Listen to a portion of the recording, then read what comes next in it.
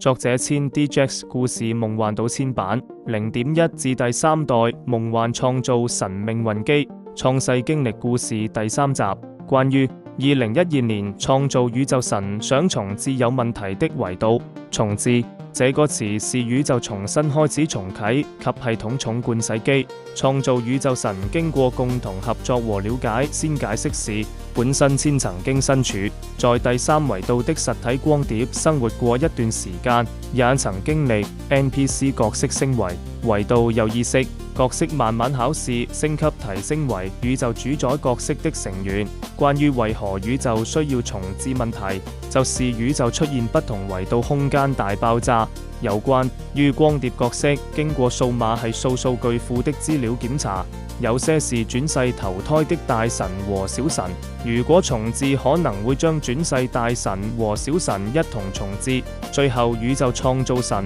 可能會負上很嚴重的後果。有些轉世投胎的大神和小神是可以用神力瞬間還原指令的，最嚴重的會造成宇宙空間扭曲及和星球大戰，請創造宇宙大神冷靜處理，經過創造神界宇宙皇族的商議後，先將有問題的維度時間和空間停頓，使用 X 系統克服空氣電腦掃描及尋找轉世投胎維度的大神和小神，去到安全保持不變維度空間，最後由 X 系統經過數碼係數伺服器儲存有問題的維度空間，最後由創造神界的程式最後檢查是否有大神和小神還存在有問題的空間，將有問的空間和角色儲存在數碼係數伺服器，這樣就會暫時停止宇宙空間大爆炸的原因。最後需要安排夢幻島牌照的程式師